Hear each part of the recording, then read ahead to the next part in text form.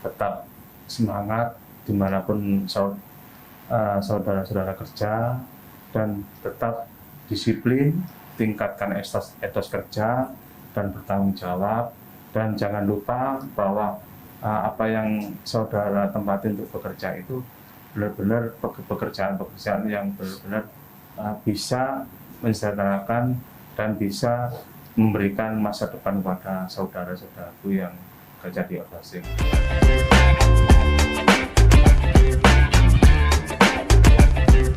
Halo Empower, selamat datang di podcast Suara Rakyat. Kali ini bareng aku, Ana Kansa. Empower, kita bakal ngobrolin banyak soal pekerja outsourcing nih. Kalau outsourcing, para pekerja ini ya bisa jadi peluang. Tapi ada juga yang outsourcing ini malah kadang-kadang bisa jadi juga ketidakpastian seperti itu. Nah, gimana sih cara kita menyeimbangkan itu, atau gimana cara pekerja outsourcing ini tetap mendapatkan keadilan, apalagi di tengah dunia kerja yang fleksibilitasnya ini tinggi. Semua orang wis apapun dilakuin buat dapat pekerjaan, kan gitu. Untuk itu, Empower, Ana hadirkan langsung narasumber hebat luar biasa kita. Selamat datang Mas Suwandi Firdaus. Selamat datang. Gimana kabarnya Mas? Alhamdulillah sehat. Dari Komisi E ya Mas? E, ya. Boleh menyapa terlebih dahulu Mas? Ya, Alhamdulillah pada pagi hari ini ya kita bertemu Mbak Ana ya kan, dari M Radio, Suara Rakyat ya. Tuh. Ini Suara Rakyat ini Suara berarti Rakyat, betul ya, Pak? saya wakil rakyatnya ya. Ya, nama saya Pak Haji Suwandi Firdaus dari fraksi Partai Nasdem, asli putra daerah Mojokerto, Jawa Timur. Siap. Latar belakang sebagai aktivis ya, aktivis pendidikan, aktivis buruh atau aktivis lainnya yang yang selama ini saya geluti, termasuk aktivis sosial ya. Alhamdulillah pada pagi hari ini saya nanti berbincang-bincang dengan Mbak Ana berkaitan dengan tenaga kerja outsourcing di Jawa Timur khususnya itu. Menarik sekali loh Pak Ya, Suwandi. ya. Wow, putra daerah asli Bumi Majapahit ya Pak ya? Betul, dan Majapahit. Dan sisi lain saya juga bukan seorang politisi asli ya. Saya lahir dari pekerja ya kan, yang mana sudah tahu seluk-beluknya bekerja di pabrik gitu. Dan tapi saya mulai berpikir 10 tahun yang lalu, masa saya sebagai pekerja setiap tahun harus ada aksi unjuk rasa ke kabupaten, ke kantor gubernur. Lah, saya ingin mewakili teman-teman pekerja ini, saya akhirnya terjun ke politik itu. Dan Komisi E ya? Di Komisi E, dan itu perlu belajar selama hampir ya, kalau bisa dikatakan 15 tahun belajar politik ini ya. Wow, luar biasa nih. Kesempatan kali ini bisa ngobrol sama Pak Suwandi Firdaus. Iya. Ngomong-ngomong soal pekerja outsourcing tadi sudah dibuka sama Pak Suwandi juga, bahwa butuh 10 tahun nih buat setiap tahunnya, 10 tahunnya harus memperjuangkan seperti itu. Itu. Kalau menurut Pak Suwandi, sebelum kita bicara maunya tentang solusi tadi, gimana nih Pak Suwandi melihat kondisi pekerja outsourcing saat ini di Jawa Timur ini? Iya. Terima kasih Mbak Ana. Ya, kami melihat bahwa tenaga outsourcing dari Jawa Timur, saya melihat mulai mundur dari 20 tahun ke belakang ini ya perlu ada perhatian dari pemerintah Jawa Timur, kemudian dari khususnya dari Dinas Tenaga Kerja, pengawasan, karena saya melihat pekerja outsourcing ini saya belum bisa meluaskan pemahaman tentang outsourcing ya. Di Jawa Timur ini banyak mengalami ketidakadilan, diskriminasi, dan salah satunya ya mungkin dari kontrak yang tidak jelas ya. Kemudian para pelaku PT outsourcing yang juga penyedia tenaga kerjanya juga masih belum bisa memberikan pelayanan atau harapan serta kesejahteraan yang juga lebih baik, sehingga banyak besar sekali permasalahan-permasalahan yang berkaitan dengan tenaga outsourcing di Jawa Timur. Nah, di sisi lain benturannya ya karena lapangan pekerjaan di Jawa Timur makin sempit, ya mau tidak mau pekerja ya harus ikut kerja outsourcing yang mana kesejahteraannya termasuk sistem penggajiannya tidak jelas itu.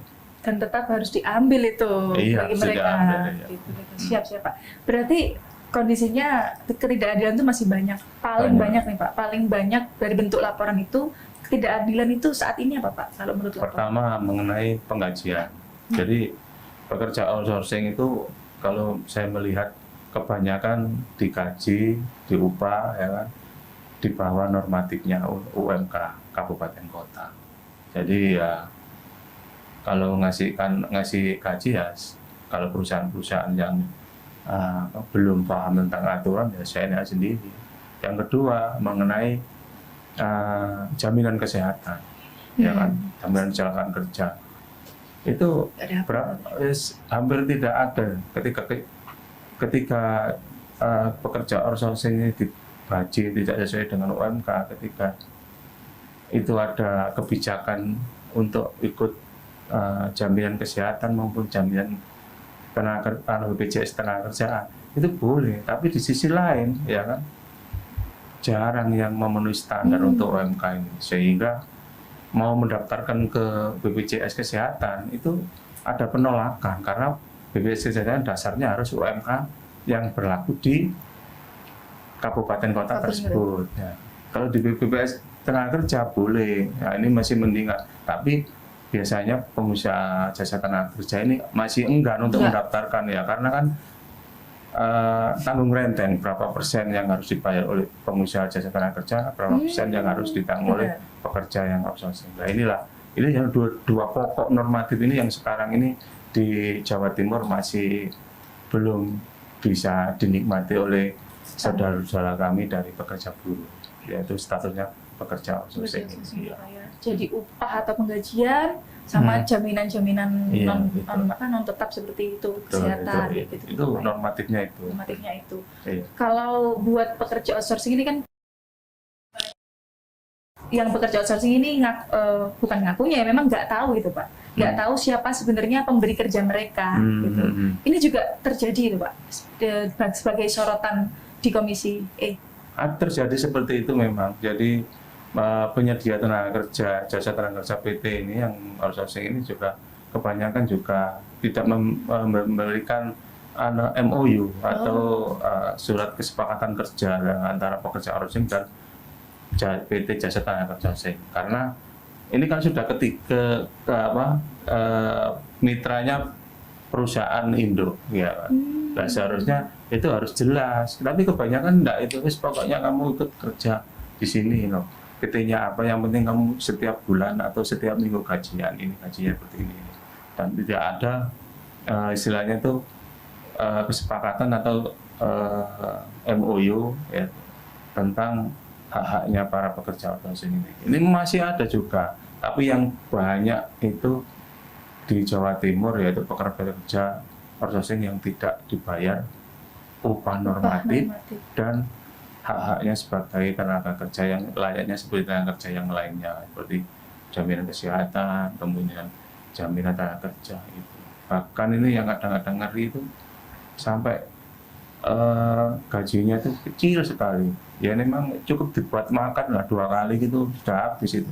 Tapi karena apa istilahnya kebutuhan yang harus mau tidak mau harus bekerja, ya ikut dijalani aja. Makanya kami juga sebagai wakil rakyat ya bersuara di radio Suara Rakyat M Radio ya kan, ya tentunya kami juga akan tetap menyuarakan supaya pekerja outsourcing itu perlu diperhatikan dan sangat-sangat riskan bermasalah setiap perusahaan-perusahaan yang memberikan jasa borong kerjanya ke PT jasa penyedia tenaga outsourcing. Berarti kesejahteraan sosialnya ini Pak ya? Iya. Yang ternyata yang mereka bekerja tapi jaminan buat kesejahteraan sosialnya juga belum tentu gitu. Nah, kami juga pengen tahu deh Pak, kenapa sistem outsourcing yang dengan tadi Ana juga baru tahu kemungkinan yang terjadi realitanya, kenapa sistem outsourcing seperti ini nih masih terus dipakai meskipun tadi masalahnya mungkin di kesejahteraan sosial. Ya, itu kan undang-undang tenaga kerja dan yang sudah disetujui oleh DPR, ya kan. Tentunya pemerintah pusat yang nanti harus bisa merubah itu. Dan harapan kami dengan adanya Bapak Presiden Prabowo ini bisa mengakomodir suara-suara pekerja buruh ini tentang aturan-aturan yang mengikat tenaga kerja outsourcing. Karena sudah ada aturannya, tenaga outsourcing itu tenaga yang bisa diberikan kepada pekerja yang bukan produk inti, ya kan. Tapi kenyataannya kan banyak itu yang menyimpang dari itu. Nah, sebetulnya tidak masalah, kami tidak memasalahkan, tapi yang paling parah ini kan hak-haknya para pekerja outsourcing. Perusahaannya Pak Ibrahim? Iya. Pekerja untuk perusahaan jasa tenaga kerja ini yang masih belum bisa memberikan para pekerja outsourcing yang lebih baik. Hampir sekitar 60% di Jawa Timur saya melihat pekerja outsourcing ini mendapatkan ketidakadilan gitu ya. Dan kami sudah setiap tahun May Day kami menyuarakan ke pusat ya, aksi UNRAS di istana, di Kementerian Tenaga Kerja, supaya dievaluasi undang-undang tenaga outsourcing ini. Dan awal Pak Prabowo setelah dilantik itu dibentuk tim yang rencananya mau melakukan evaluasi tentang tenaga outsourcing ini ya. Tapi ya sampai sekarang ini mungkin kami belum tahu sejauh mana tindak lanjutnya. Tapi waktu itu kami sudah berharap ini Pak Presiden sangat mendukung sekali memperhatikan para pekerja buruh terutama tenaga outsourcing ini. Ya ini kami menunggu tindak lanjutnya. Dulu pernah sempat mau dihapus ya kan tenaga outsourcing.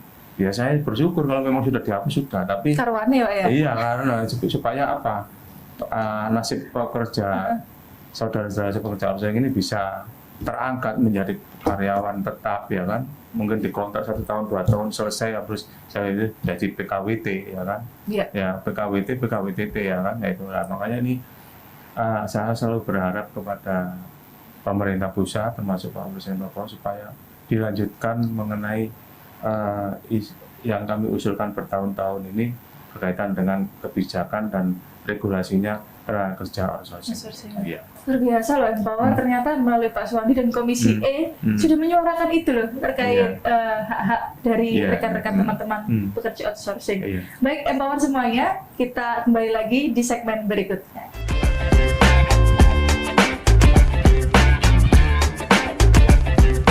Halo Empower, balik lagi di podcast Suara Rakyat, masuk ke segmen 2. Di segmen 1 sudah realitanya tadi gamblang banget sama Pak Suwandi, pekerja outsourcing, realitanya di Jawa Timur ya Pak.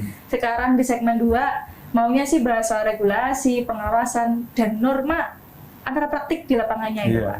Nah yang pertama nih, saat ini kan tadi Pak Suwandi bilang juga itu kan udah ada aturan dan undang-undangnya Pak. Nah ini sudah ada regulasi outsourcing, ini sudah diatur dalam undang-undang, berarti pelaksanaannya ini Pak yang sering lemah. Kalau Pak Suwandi melihat di titik mana Pak macetnya dari lemahnya peraturan itu? Saya melihat bahwa ini titik lemahnya fungsi kontrol sebagai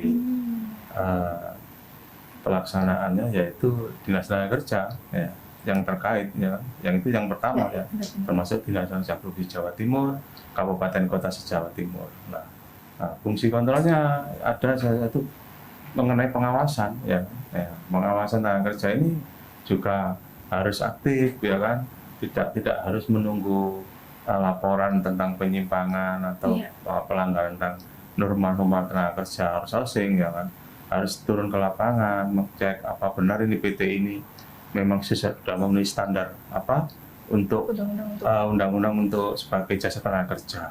Jangan sampai nanti PT ini ternyata ilegal ya kan, tidak mempunyai badan hukum. Ini ilegal tapi tidak melaksanakan aturan hukumnya. Nah, ini juga perlu fungsi kontrolnya. Lah kami membantu kalau ketika ada isu-isu yang terkait itu ya kami membantu sebagai wakil rakyat yang membantu menyelesaikan apa yang harus dibutuhkan untuk mengurangi permasalahan-permasalahan tentang kalau ini di Jawa Timur tahap demi tahap dan tidak tidak boleh harus mengandalkan langsung vonis gitu ya, tapi harus musyawarah mufakat karena di belakang kita juga saudara-saudara kita para pekerja juga butuh pekerjaan ya kan. Kalau kita cut ya nanti ini bermasalah. Nah, ini ya nanti pekerjanya lari kemana, nanti pekerjanya kalau kehilangan pekerjaan paling enggak kalau tidak sesuai ya kita arahkan pekerja jasa tenaga kerja outsourcing itu. Kalau mungkin ilegal ya sudah, kalau ilegal harus dilegalkan gitu. Jadi supaya apa, kita sama-sama punya istilahnya itu kepentingan, para pengusaha jasa tenaga juga kepentingan untuk mendapatkan pekerja tadi laba. Nah, pekerjanya juga butuh juga untuk mendapatkan pekerjaan yang untuk menghidupi sendiri dan keluarganya. Dan para pengusahanya yang memberikan kerja itu juga harus ikut bertanggung jawab sebelum memberikan kepada perusahaan jasa tenaga kerja. Ya harus dilihat dulu jasa tenaga kerja ini benar-benar legal atau enggak, memenuhi persyaratan atau enggak. Nah, supaya saling keterkaitan sehingga tidak harus pekerja tenaga kerja ini tidak harus selalu melaporkan kepada Disnaker atau segala macam karena prosesnya lama nanti. Lama. Jadi haknya juga prosesnya ada mediasi segala macam, tahapannya lama lah gitu. Untuk itu bisa diangkat Pak ya? Iya, makanya harapan saya supaya regulasi ini bagi pengawas tenaga kerja di Jawa Timur yaitu tetap harus hadir ya sebelum ada permasalahan, dan harus juga bagi pengusaha yang perusahaan-perusahaan yang kerjasama dengan jasa tenaga kerja, perusahaan jasa harus juga benar-benar memahami, jangan hanya sekedar memberikan kepada perusahaan jasa tenaga kerja yang tidak paham tentang aturan tenaga kerja, terutama tenaga kerja outsourcing gitu. Sehingga terpenuhi semuanya. Kalau enggak, ini perusahaanmu ini tidak memenuhi standar ini, atau sudah berjalan tapi banyak pekerja outsourcingmu tidak kamu daftarkan ke BPJS Kesehatan maupun BPJS Tenaga Kerja, sudah kamu saya cut aja. Itu. Iya, ini perusahaan induknya harusnya memberikan itu. Perusahaan induk itu kadang-kadang juga kurang ikut mengontrol. Yang penting secara global standarnya, kemudian regulasinya serta izin-izinnya lengkap sudah selesai, tapi mengontrol kebijakan pelaksanaannya tidak ada, sehingga ketika konflik saya tidak ada hubungan dengan ini karena saya sudah kasihkan ke PT perusahaan tenaga kerja ini lengkap, sudah saya gaji, sudah kasih THR, sudah kasih tunjangan. Nah, di sini saya kadang-kadang nakal gitu. Tidak memberikan haknya kepada pekerja outsourcing. Itu kepanjangan di situ. Ngeri sekali. Mengeri. Itulah kebanyakan seperti itu. Makanya kami selalu bersuara supaya fungsi kontrol ini kita semuanya harus ikut, tidak hanya Disnaker aja, tapi juga perusahaan-perusahaan yang memberikan dan perusahaan-perusahaan yang jasa tenaga kerja, supaya kita menjadikan sistem hubungan industrial dan pekerja di Jawa Timur itu aman, nyaman, dan sejahtera gitu. Jadi tidak bertahun-tahun ada konflik-konflik mengenai permasalahan hubungan industrial gitu. Menarik sih Pak, luar biasa. Sebenarnya kolaborasinya harusnya dijalankan itu bisa Pak ya, pengawasannya tadi, kontrolnya. Ini yang mau Ana tahu juga nih, kan banyak perusahaan outsourcing. Tadi Bapak bilang juga ada yang mungkin barangkali kasusnya ada yang nggak terdaftar secara resmi. Iya. Ada sanksi nggak Pak gitu yang cukup tegas untuk perusahaan-perusahaan seperti itu? Ada sanksinya, dicabut sanksinya, dan itu sudah ada regulasinya, sudah jelas. Saya tidak bisa menjelaskan secara detail karena harus kasus per kasus ya. Ya ada, semua ada. Cuma yang memberikan sanksi ini ya kembali kepada APH ya. Nah, kalau APH tidak ada laporan, ya kita kan tidak tahu perusahaan mana yang biasanya ada kasus baru ketahuan gitu. Itu tadi yang Pak Sony bahas di sebelumnya Pak ya. Ada kasus baru ketahuan, ini nggak legal ini, terus kemudian izinnya juga sudah mati atau mungkin tidak memenuhi standar, ya kan? Penggajiannya tidak memenuhi standar UMK di tempat daerah PT Jasa Tersangka untuk mendapatkan kontrak itu paling nggak seperti itu gitu. Nah, makanya fungsinya ini yang paling istilahnya berkompeten untuk kontrol untuk semua kebijakan-kebijakan yang berkaitan dengan kerja outsourcing ini ya Dinas Tenaga Kerja. Untuk pengawasannya sekarang kan diambil alih oleh Dinas Tenaga Jawa Timur. Ya, Dinas Tenaga Jawa Timur lah yang harus ikut lebih sebagai istilahnya fungsi kontrolnya, dan kita sebagai DPR Provinsi Jawa Timur ya sebenarnya kalau diajak untuk hiring atau mungkin turun ke lapangan ya kita siap aja. Siap aja Supaya apa?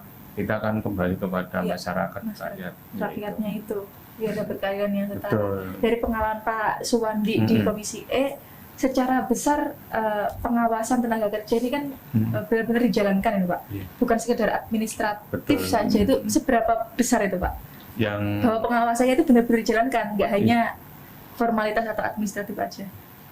Ya, saya melihat bahwa ada kelemahan di pengawasan. Iya, ya, karena apa? Pertama saya sampaikan bahwa personel timnya pengawasan di Jawa Timur ini sangat minim sekali, gitu. Sedangkan perusahaan ribuan ya kan, sehingga ya kadang-kadang ya nggak bisa itu. Ribuan dan semuanya ya, itu. Paling ya nunggu laporan pengaduan ya kan, ya itu. Nah makanya saya harapan saya supaya kolaborasi kerjasama kepada semua pihak ya, terutama Dinas Tenaga Kerja Kabupaten Kota, atau memang regulasinya dirubah bahwa pengawasannya tidak hanya dari Jawa Timur gitu, tapi dari kabupaten kota seluruh Jawa Timur ada pengawasan gitu, dirubah lagi peraturannya. Ya kalau cuma pengawasan dari Dinas Kerja Jawa Timur ya saya pikir kurang mampu lah. Ini yang ngawasin untuk Jawa Sidoarjo sama Surabaya aja nggak mampu gitu. Karena apa? Personelnya sangat minim sekali pengawasan itu gitu. Yang barusan itu tadi ide inovasi baru dari DPRD Pak? Ya kami sebetulnya sudah pernah kami sampaikan supaya dirubah itu, bahwa pengawasan itu dikembalikan lagi kepada kabupaten kota, disnaker kabupaten kota, dan pengawasan Jawa Timur tetap ada, cuma sebagai induk untuk menggerakkan atau menyelesaikan permasalahan-permasalahan, sehingga tinggal fungsi kontrolnya terhadap pengawasan kabupaten kota di Nangor itu aja, sehingga harusnya bisa kalau itu semua jalan. Iya, kalau dibebankan di Jawa Timur aja ya Disnaker kabupaten kota nggak bisa bertindak, nggak bisa ngawasi, cuma paling nggak aduan bahwa ini perusahaan ini ada pelanggaran tentang hubungan industrial, kemudian ya sesuai tahapan-tahapannya, tapi pengawasannya nggak masuk, nggak sampai ke lapangan. Gitu. Ini yang mau ditahu lagi nih, bagaimana peran serikat pekerja nih Pak dalam mendampingi pekerja outsourcing yang haknya ini dilanggar. Itu ada Pak pendampingannya? Ya ada. Jadi semua perusahaan-perusahaan pasti ada pimpinan unit kerjanya. Kan serikat pekerja ini kan banyak sekali. Karena ketika peraturan perundang-undangan ya nomor berapa tahun 2000 itu bahwa kebebasan untuk berserikat ya kan, itu banyak serikat pekerja di Jawa Timur ya cukup banyak juga. Cuma yang berkompeten ini ya yang serikat pekerja yang besar, yang mana punya anggotanya di masing-masing perusahaan-perusahaan. Berarti yang nggak punya? Yang nggak punya ya ada serikat pekerja mandiri. Ya itu biasanya kalau lemahnya itu punya serikat pekerja mandiri. Tapi kalau serikat pekerja yang besar berafiliasi seperti SPSI, Serikat Pekerja Seluruh Indonesia, yang banyak macam-macam federasinya, ada federasi rokok tembakau itu ya bisa itu, contoh di Sampurna ya kan, ada dari federasi rokok tembakau makan minuman ya kan, tapi dalam konfederasinya SPSI itu ada pimpinan unit kerjanya, ya pimpinan unit ini yang bertanggung jawab ketika ada anggotanya bermasalah gitu. Dan itu yang mengawal dan mendampingi secara hukum sampai selesai gitu. Makanya di suatu perusahaan itu bila mana ada pimpinan unit kerjanya sebetulnya bisa aman, karena enggak perlu sampai proses jauh dan cukup disesuaikan di internal perusahaan, karena sudah ada wakil serikat pekerjanya seperti di Sampurna, di Gudang Karang, di Undip itu ada semuanya Mbak itu Mbak. Nah, sehingga dengan mudah untuk menyelesaikannya. Dan sebetulnya tugas ini melebar ya, tugas serikat pekerja di suatu perusahaan itu adalah menjaga hubungan industrial yang baik, kemudian meningkatkan produktivitas yang lebih baik, ya kan? Supaya apa hasilnya nanti endingnya yaitu untuk kesejahteraan para pekerja dan hasilnya pengusaha. Lah, makanya ada namanya sawah ladang kita. Sawah ladang kita ya perusahaan tersebut, ya kan? Harus kita jaga itu supaya apa? Berusaha menghasilkan karya, kemudian bisa kita jual, hasilnya kita sampaikan kepada apa pekerjanya bahwa ini keuntungan seperti ini, pengusaha segini, pekerja ini. Karena biar bagaimanapun pekerja juga aset. Perusahaan kalau tanpa pekerja ya tidak bisa jalan. Nggak bisa jalan, nggak ada apa-apa. Makanya peran dari serikat pekerja di masing-masing perusahaan itu benar-benar sangat dibutuhkan, ya kan? Cuma ada kelemahannya kadang-kadang ketika ada serikat pekerja mandiri, tidak punya afiliasi, ada perusahaan wis bentuk serikat pekerja mandiri ya, daripada ribet-ribet melok serikat pekerja lainnya yang sedikit-sedikit aksi unjuk rasa itu tidak benar itu. Ya justru dengan adanya serikat pekerja yang berafiliasi, berkonfederasi, kemudian masing-masing federasi itu menguntungkan perusahaan juga. Karena apa? Ketika perusahaan tersebut ada masalah dengan pemerintah, dengan regulasi, kita yang hadir ini perwakilan dari pimpinan unit kerja ini yang akan ikut berjuang sampai unjuk rasa ke Jakarta, unjuk rasa Jawa Timur itu. Nah, seperti kalau kita ada masalah dengan contoh ada kenaikan cukai rokok, ya kan? Ya itu serikat pekerja yang di perusahaan tersebut itu hadir itu berjuang supaya tolak cukai rokok itu karena sepihak ya, kebijakan yang tidak bisa memberikan kesejahteraan dan menguntungkan perusahaan. Ketika cukai rokok naik dengan signifikan tanpa ada pertimbangan. Nah, itu. Makanya ini jadi sangat penting sekali dan supaya bisa menjamin kelangsungan pekerja dan perusahaan ketika ada serikat pekerja yang berafiliasi. Gitu, Mantap. Luar biasa lah Empower. Jadi tahu banyak soal pengawasan, soal ternyata ada serikat kerjanya tadi disampaikan Pak Suwandi. Oke Empower, jangan kemana-mana, atau di podcast Suara Rakyat kita kembali lagi di segmen berikutnya.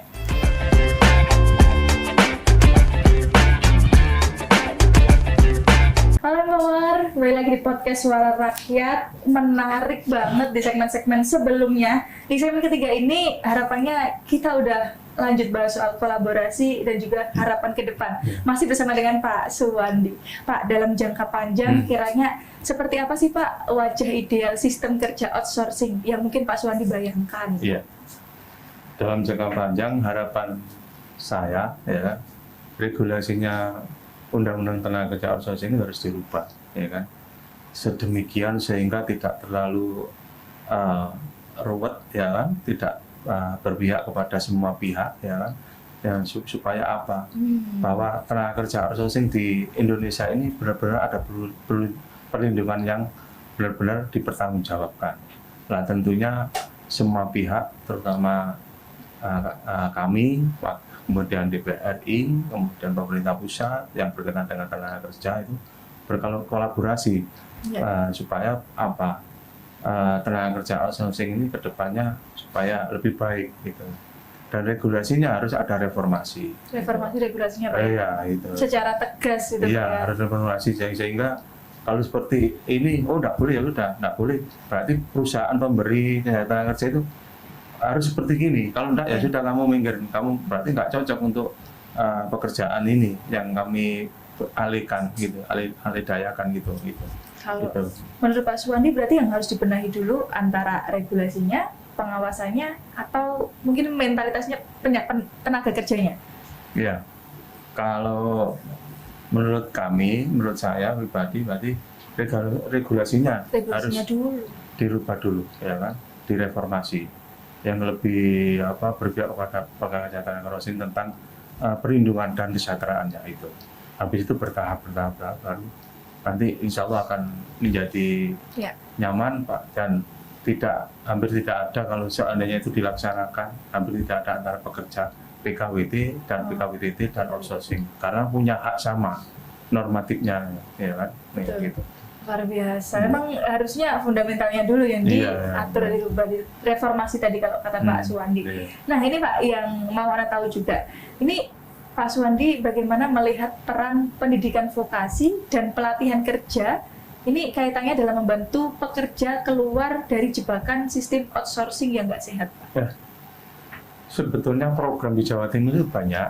Ya, ini kami kembali kepada ruang lingkup di Dinas Tenaga Kerja. Dinas Tenaga Kerja di Jawa Timur melalui program-programnya itu banyak pelatihan-pelatihan tentang ya usaha-usaha mandiri, pelatihan-pelatihan tentang MTU juga, gitu. Bahkan itu disiapkan juga untuk pekerja-pekerja yang mau bekerja di perusahaan-perusahaan yang dibutuhkan, gitu. Nah ini sudah berjalan, banyak juga Pak, berjalan dan kita mendukung dan kita menyetujui anggarannya, walaupun sekarang ini anggarannya sudah dikepres oleh pusat, tapi ya tetap program ini harus berjalan, pelatihan-pelatihan ini, tapi yang disesuaikan, yang sesuai dengan kebutuhan-kebutuhan di masing-masing daerah, gitu.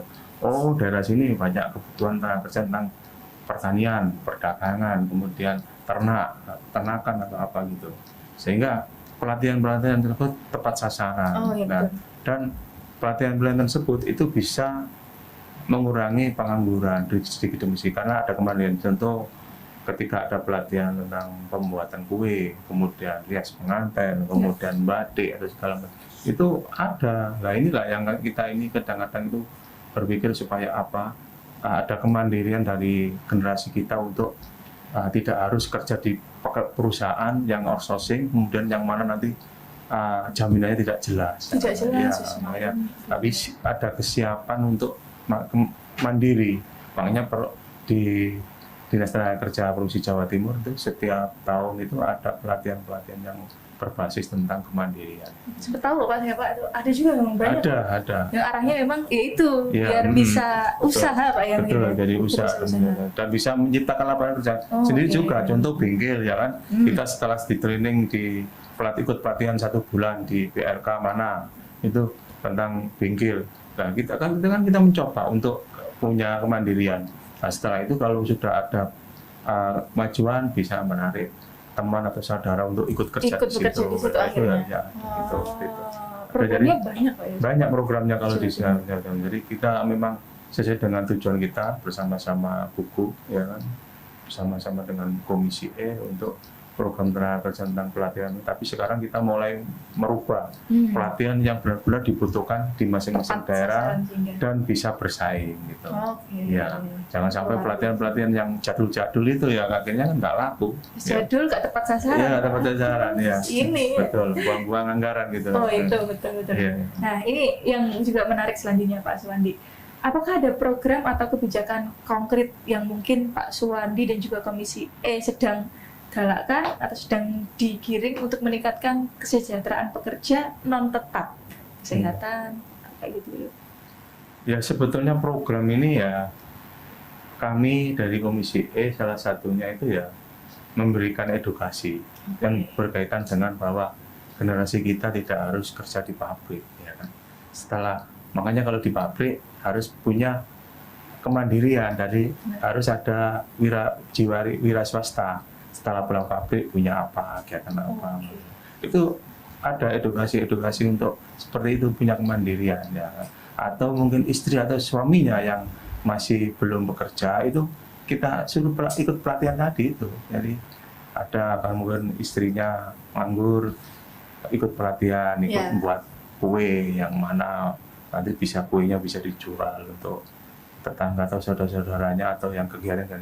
Ini salah satu bantu untuk gimana para pekerja ini tidak hanya istilahnya itu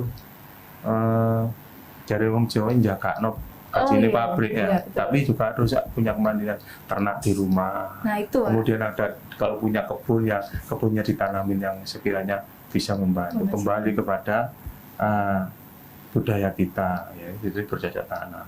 Menarik Pak. Iya, jadi edukasi itu kadang-kadang kita sampaikan kepada teman-teman dan juga tidak boleh bergaya hidup boros ya kan tentunya harus gemar menabung itu. Salah satunya itu edukasi kita sampaikan kepada para pekerja-pekerja yang terutama pekerja outsourcing itu. Biar bijak juga mengelola hasil yang Iya dapat, Pak, betul. ya. Ya. Oke, Itu luar biasa. ruang lingkupnya pekerja outsourcing seperti itu yang kami sampaikan. Karena kan kadang-kadang ya pekerja outsourcing cuma berapa? Iya. 2 tahun kan, Mbak. Setelah 2 tahun kan harus off Iya, ya kan. kontraknya ini. Iya ya biasanya. selesai gitu. Oke. Itu kadang-kadang nggak sampai 2 tahun, 6 bulan. Nah, kok nonton titik-titik akhirnya terus kamu keluar aja. Akhirnya ganti perekrutan baru lagi. Ya. Makanya video wirausaha dan edukasi tadi Iya, programnya betul. Iya, itu. digalakkan dulu kan, Pak, ya. Iya, iya. Oke. Nih Pak, selanjutnya kira-kira gimana DPRD ini membangun komunikasi dengan pengusaha agar isu perlindungan buruh ini nggak selalu dianggap beban biaya? Tidak selalu membeban biaya. Iya. Biaya untuk siapa, Mbak? Beban. Biaya tadi isu perlindungan ini, Pak. Buruh Jadi ini. gini, kami sebagai Komisi E yang mitra tenaga kerja mempunyai pola pikir yang bijaksana terhadap permasalahan tenaga kerja tenaga asing. Tentunya harus ada komunikasi yang baik dengan para stakeholder ya kan, terutama para pengusaha-pengusaha ini yang mana perusahaannya besar-besar yang padat karya supaya bisa memberikan perlindungan yang baik. Kemudian terus bila mana dialih dayakan juga perusahaan PT tersebut juga harus benar-benar bertanggung jawab dan harus sama-sama mengontrol gitu. Maksudnya komunikasi berarti, Iya, mengontrol dan komunikasi sehingga apa yang nanti kita inginkan bahwa Iya. permasalahan outsourcing dan kerja di Jawa Timur ini selesai, ya ini kita harus banyak komunikasi, kemudian juga kita juga harus turun ke lapangan juga, ya kan, melihat secara langsung pekerja-pekerja outsourcing ini sejauh mana. Iya. Gitu.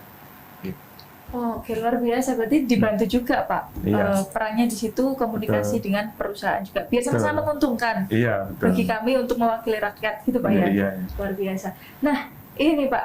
Mungkin yang sebelumnya dalam apakah dari melihat kemungkinan adanya kolaborasi lintas sektor antara pemerintah DPRD, serikat pekerja, dan pengusaha untuk merumuskan sistem kerja yang lebih adil nih, Pak. Ada nggak, Pak, melihat kemungkinan itu mungkin di depan? Kalau merumuskan sistem kerja yang lebih adil sebetulnya kan regulasinya sudah ada.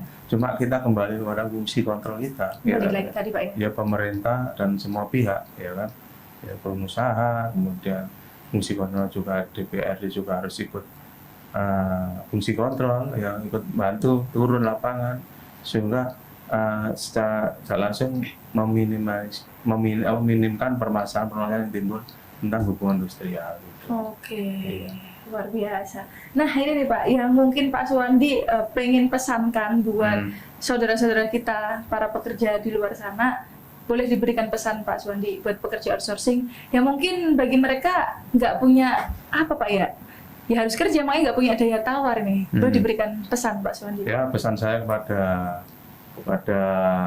saudara-saudara saya, para pekerja outsourcing, tetap semangat dimanapun saudara-saudara kerja, dan tetap disiplin, tingkatkan etos kerja dan bertanggung jawab, dan jangan lupa bahwa apa yang saudara tempatin untuk bekerja itu benar-benar pekerjaan-pekerjaan yang benar-benar bisa mensejahterakan dan bisa memberikan masa depan kepada saudara-saudaraku yang kerja di outsourcing.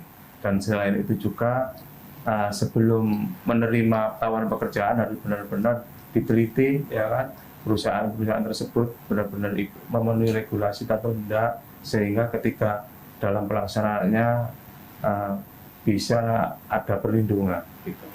Dan secara cukup bersama bahwa kita semuanya, semua pihak, baik pemerintah Jawa Timur, DPR, di Komisi E khususnya, akan bersama-sama mempunyai kerangka berpikir untuk kedepannya bisa melakukan perlindungan, bisa melakukan edukasi, bisa mengayomi dan bisa membantu permasalahan-permasalahan yang berkaitan dengan tenaga outsourcing di Jawa Timur.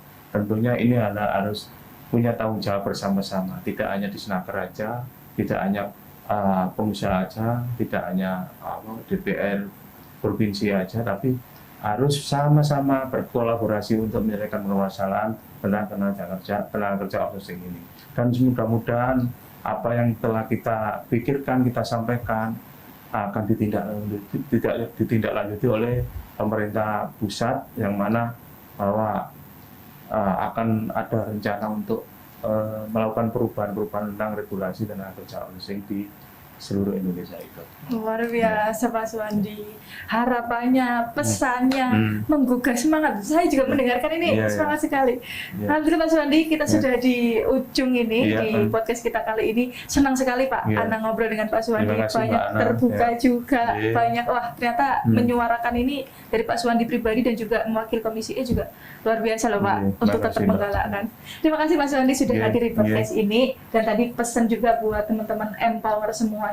Pak Suwandi dan juga Komisi E sudah banyak perjuangkan tentang outsourcing, tenaga kerja outsourcing di Jawa Timur khususnya ya, dan banyak juga hal-hal baik yang digalakkan juga di sini, dan juga pesan buat teman-teman semuanya. Jangan lupa dengerin podcast ini, share sebanyak mungkin, dan jangan lupa buat kasih tahu teman-temanmu buat dengerin podcast ini. Oke, sampai jumpa di podcast berikutnya. Ana pamit undur diri, Pak Suwandi juga pamit undur diri ya Pak. Terima kasih, sampai jumpa kembali di podcast Suara Rakyat. Have a good day.